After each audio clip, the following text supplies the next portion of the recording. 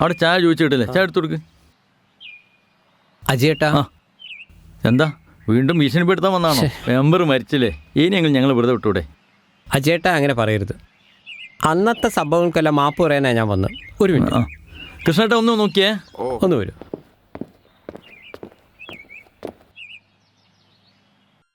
അന്ന് ആ പാലം താർന്നപ്പോൾ 30ഓളം പേര് മരിച്ചു. അതിലൊരാൾ അജയേട്ടൻ്റെ ബന്ധു കൂടിയായിരുന്നു. ഓർമ്മയില്ലേ? ഓർമ്മയുണ്ട്. പക്ഷേ ഏട്ടനാ പാലം പുതിയതായി പണിയാൻ കുറേ ശ്രമിച്ചതാ, ഒന്നും നടന്നില്ല. ഒരു വാർഡ് മെമ്പർ വിചാരിച്ചാൽ ചെയ്യുന്നതിനൊക്കെ ഒരു പരിധിയില്ലേ? സത്യമാണ്. പക്ഷേ ഞങ്ങളുടെ വിഷമം കൊണ്ടാ അന്ന് അങ്ങനെയൊക്കെ ബഹളം ഉണ്ടാക്കിയത്. അത് പോട്ടെ, കഴിഞ്ഞതൊക്കെ കഴിഞ്ഞ്. മെമ്പറുടെ വലിയൊരു ആഗ്രഹമായിരുന്നു ആ വാർഡിൽ നല്ലൊരു ലൈബ്രറി എന്നത്. സത്യം, അതൊന്നും ഇനി ഒരിക്കലും നടക്കില്ല. അടുത്ത വർഷം പഞ്ചായത്തു നിന്ന് ഒരു ഫണ്ട് ഒപ്പിക്കണമെന്ന് ചിന്തിച്ചിരുന്നു. പക്ഷെ എല്ലാം ഒരു സ്വപ്നമായി പോയില്ലേ? ഒരിക്കലുമില്ല. അതിനി സ്വപ്നമല്ല, യാഥാർത്ഥ്യമാകാൻ പോവുകയാണ്. അതെങ്ങനെ? ലൈബ്രറി ഉണ്ടാക്കാനുള്ള സ്ഥലവും പണവും ഞാൻ തരാം, പോരെ? അത് വേണോ വിനയ? വേണം. മെമ്പർക്ക് വേണ്ടി അത്രയെങ്കിലും എനിക്ക് ചെയ്യണം. ആ ലൈബ്രറിക്ക് നമ്മൾ മെമ്പറുടെ പേരിടുന്നു, രാമചന്ദ്രൻ മെമ്മോറിയൽ ലൈബ്രറി, പോരെ? താങ്ക്സ്. പിന്നെ അജയേട്ടാ, കുറച്ച് പണമുണ്ട്, വെച്ചോളൂ. അയ്യോ, പണമൊന്നും ഇപ്പം വേണ്ട. ഞാനിത് നിങ്ങൾക്ക് തരുന്നതായിട്ടല്ല, മെമ്പർക്ക് തരുന്നതായിട്ടാണ് കണക്കാക്കുന്നത്. ഒന്നുമില്ലേലും മെമ്പറുടെ ചില കടങ്ങളൊക്കെ നിങ്ങൾക്ക് വീട്ടാലോ.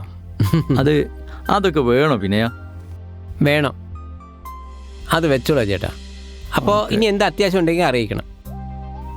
ഞാനുണ്ട് കൂടെ. ഒരുപാട് നന്ദിയുണ്ട്.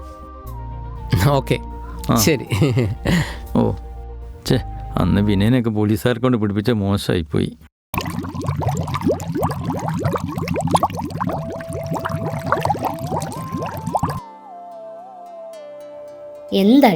എന്താ കാര്യം? അതല്ല, നമുക്കിനി ഒരുമിച്ച് താമസിച്ചൂടെ? വെറുതെ എന്തിനാ കണ്ട പെണ്ണുങ്ങളുടെ കൂടെ വാടക വീട്ടിൽ താമസിക്കുന്നേ? കണ്ട പെണ്ണുങ്ങളോ? ഗോപികയും കൃഷ്ണയൊക്കെ എൻ്റെ ചങ്ക് ഫ്രണ്ട്സാണ്. അവരോട് ജീവിക്കുന്നത് സ്വർഗമാണ്, സ്വർഗം. ഒരു സ്വർഗം. അപ്പൊ അമ്മ എൻ്റെ കൂടെ ഒരിക്കലും താമസിക്കില്ല? നോക്കട്ടെ, സമയാകുമ്പോ പറയാം.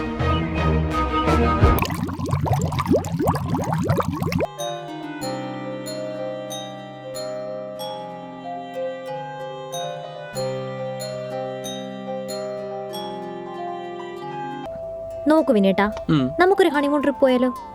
ദൂരെ, ഈ സിനിമയിലൊക്കെ കാണുന്ന പോലെ ഒരു അടിപൊളി സ്ഥലത്ത്.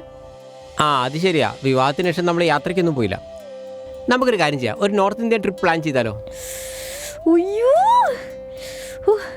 ഞാൻ ഇന്ന് തന്നെ അച്ഛനോട് പറഞ്ഞ് ടിക്കറ്റ് ബുക്ക് ചെയ്യാം. അച്ഛൻ ടിക്കറ്റ് ബുക്ക് ചെയ്തോട്ടെ, പക്ഷെ അച്ഛൻ കൂടെ വരില്ലല്ലോ അല്ലേ? അതെന്താ അച്ഛൻ കൂടെ വന്നാല്? ഒരു ഹണിമൂൺ ട്രിപ്പൊക്കെ പോകുമ്പം അച്ഛനും കൂടെ. അച്ഛൻ വരുന്നില്ലെങ്കിൽ പിന്നെ നമ്മൾ യാത്രയ്ക്കും പോണ്ട. അതെന്താ അച്ഛൻ വന്നാല്? അച്ഛനെ കൂട്ടിയിട്ടാണ് എനിക്ക് ഹണിമൂൺ ട്രിപ്പ് പോകാൻ താല്പര്യമില്ല കേട്ടോ. എങ്കിൽ നീ യാത്ര എന്നുള്ളത് മറന്നേക്ക്.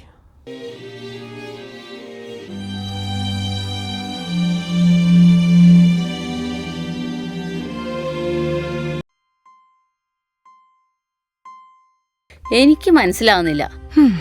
വിനയൻ അബദ്ധത്തിലാണെങ്കിലും സ്വന്തം ഭാര്യയുടെ അമ്മയെ തന്നെയാണ് പ്രണയിക്കുന്നത് എന്ന സത്യം നീ എന്നടി വിനയനോട് പറയാത്തെ?